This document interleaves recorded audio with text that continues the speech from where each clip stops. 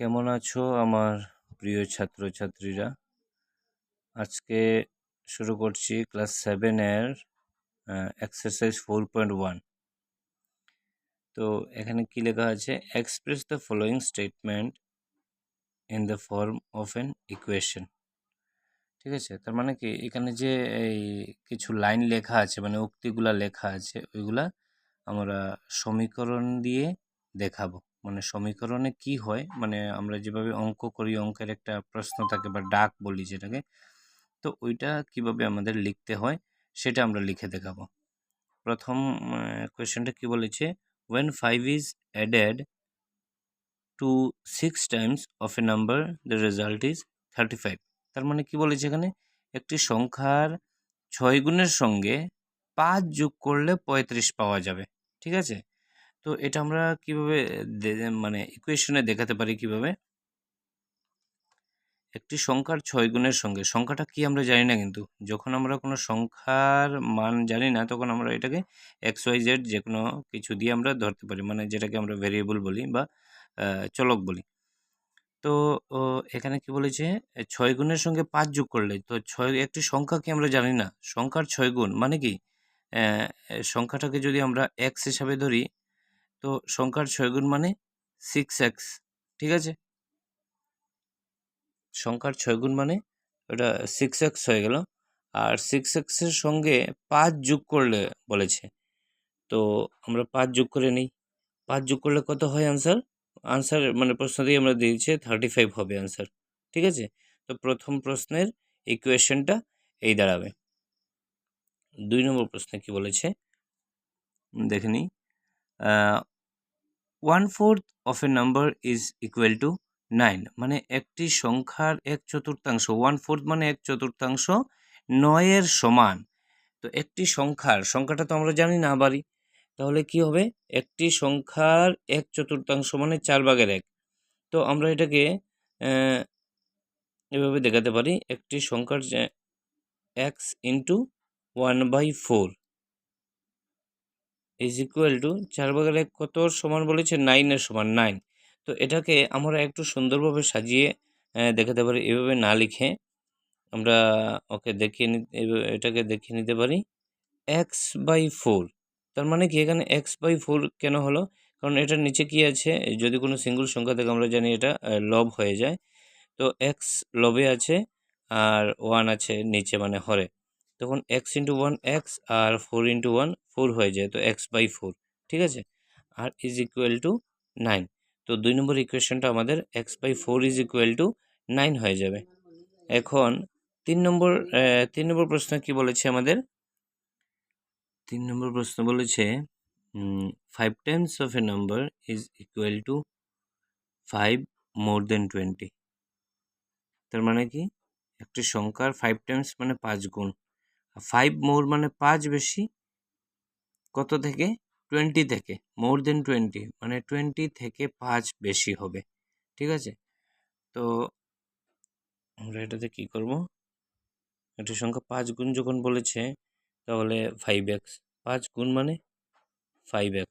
একটি সংখ্যা আমরা জানি না, তো যখন সংখ্যা জানা না থাকে তখন আমরা x ধরি, আগের অঙ্কতেও আমরা করেছি।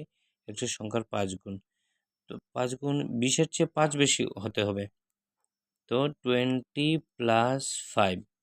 তো আলটিমেট আমরা এটা লিখতে এইভাবে পারবো, 5x is equal to 25।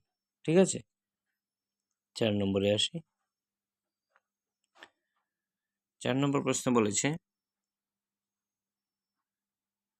To get 10 add 3 to 7 times of a number।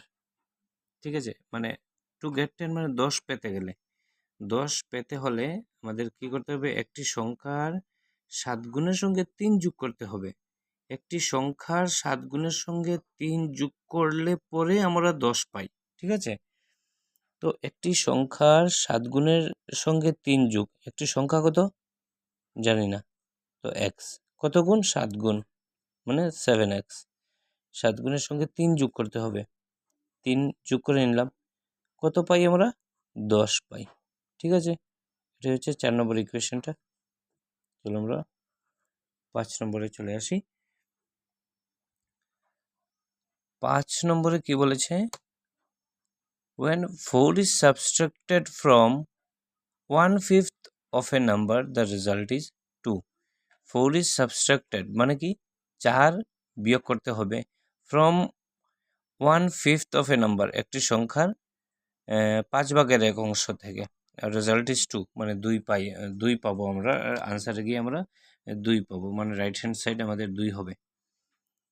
তো কি করতে হবে, এটাতে একটি সংখ্যার 1/5 মানে 5/1 থেকে 4 বিয়োগ। একটি সংখ্যার আমরা এর আগে একটা অঙ্ক করেছিলাম, এখানে এই যে করেছি একটি সংখ্যার 4/1, তো একটি সংখ্যার 4/1কে আমরা কিভাবে লিখেছিলাম, x/4 লিখেছি, ঠিক আছে।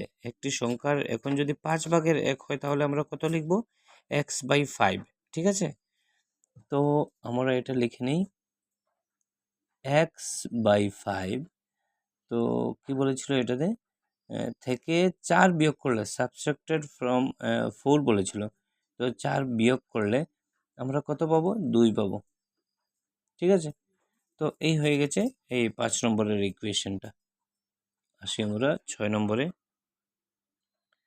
6 নম্বর প্রশ্ন কি বলেছে, 4 Times of P is equal to 20। তো এখানে দেখো এত সময় আমরা যে অঙ্কগুলো করেছিলাম আমরা ভেরিয়েবল এক্স এখানে লিখে করেছি, মানে চলককে এক্স ধরে আমরা করেছি। এখানে কিন্তু ভেরিয়েবলের নামটা দিয়েছে পি, তো এটা কোনো চিন্তার বিষয় না, আমরা এক্সের এগেনস্টে আমরা পি বসিয়ে দেব, ঠিক আছে। তো কি বলেছে 4 টাইমস মানে পি এর 4 গুণ 20 সমান, পি এর 4 গুণ মানে কি, পি এর 4 গুণ পি ইন্টু 4 মানে 4p, ঠিক আছে। তো আমরা এটা নিচের লাইনে দেখিয়ে দেবো আমরা একসাথে যে লিখবো এটা পি ইন্টু 4, পি ইন্টু 4 কত কত এর সমান বলেছিল, 20 এর সমান 20, ঠিক আছে। তো এটাকে আমরা এভাবে ডাইরেক্টলি লিখতে পারবো 4p, পি এর 4 গুণ মানে 4p, ঠিক আছে। পি এর এক্স এর 4 গুণ 4x, পি এর 4 গুণ 4p, ঠিক আছে, বুঝতে পেরেছো, ঠিক আছে। তো চলো আমরা 7 নম্বরে চলে আসি। 7 নম্বর প্রশ্নটা কি বলেছিল, দেখে নাও, when 1 is subtracted from 3 times of a number the result is 2. 1 is subtracted মানে কি, একটি সংখ্যার 3 গুণ থেকে 1 বিয়োগ করলে, একটি সংখ্যার 3 গুণ, সংখ্যাটা কত, x, সংখ্যার 3 গুণ মানে কত, 3x, ঠিক আছে। 3 গুণ থেকে 1 বিয়োগ করলে মানে 1 মাইনাস কত পাই আমরা, 2 পাই, ঠিক আছে। তো এটা একদম ইজি কিন্তু দিয়েছে, এটাতে ভেরিয়েবল কিন্তু আবার এক্স হয়েছে, আগের অঙ্কটাতে আমরা ভেরিয়েবল পি পেয়েছি, কনফিউশনে কিছু নেই। তো লাস্ট এই 1 নম্বরের লাস্ট অঙ্কটা আমরা দেখে নিই কি দিয়েছে এটাতে,